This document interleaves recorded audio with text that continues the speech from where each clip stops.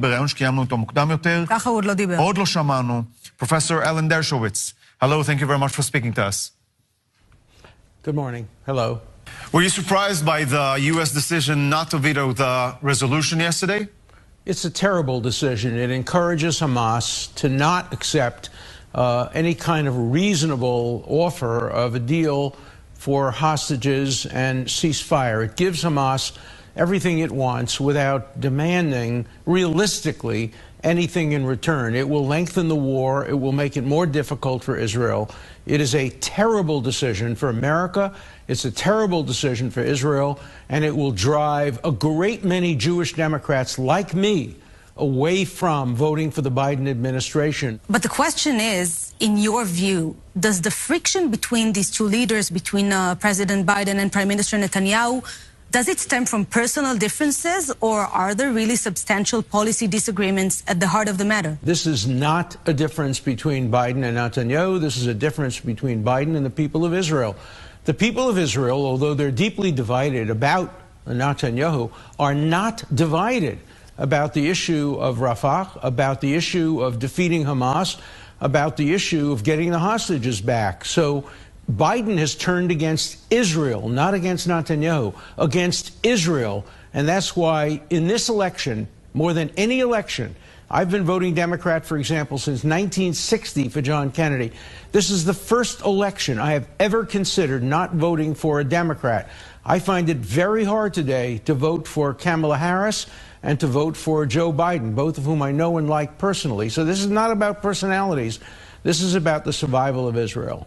I have to admit that I think that the most worrying part is the fact that there is a growing public in America that when it has to choose between Israel and Hamas, it chooses to side with terrorist organization. What has happened to America? Nothing. What happened is you're listening to the wrong people. You're listening to the Muslim population of Michigan, 200,000 people. You're listening to some radicals. You're listening to a lot of young people, college students, useful idiots, people who are marching for Hamas. The American public overwhelmingly supports Israel and overwhelmingly supports defeat of Hamas. It's just that the American democratic leadership is out of sync with its people. Now, if you ask me about the future, there are going to be young people who will become older leaders in 10 years. But right now, it's a mistake politically for the Democrats not to support an Israeli defeat of Hamas. You're visiting Israel to launch your new book. Congratulations. And you've met with Prime Minister Netanyahu. What did you think of his response to the U.S. not vetoing the resolution? Would you advise him to take such a radical step as pulling back the Israeli delegation from Washington? Yes, I think that Israel has to show toughness. It has to show the toughness that Menachem Begin showed and that others have showed. Israel is an independent sovereignty. Biden is thinking very hard now about the two-state solution. The two states, however, are Michigan and Pennsylvania, or Michigan and Nevada, or Michigan and Arizona. He's much more concerned about his electoral victory in 2024 than he is about the future of Israel-American relationship. You previously mentioned that Israel should prepare itself for the time when it might lack the U.S. support.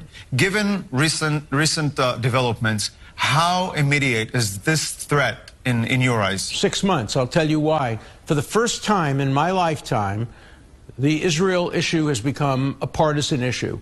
If a Democrat is reelected, and if we see the Democratic Party continue to move hard left and away from Israel and away from Western values, and the Republicans lose the elections, it may very well be that in the near future, starting in November of this year, Israel is going to have to begin to go at it alone, militarily, diplomatically. It has to be prepared for it to be Israel against the world. The world has turned against Jews before.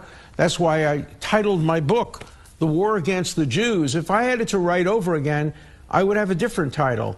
It's the war against Western civilization. It starts with the Jews, but it never ends with the Jews. If Hamas wins, it defines victory as weakening Israel. And if it weakens the relationship between Israel and the United States, then Hamas has won, and it will do it again and again and again.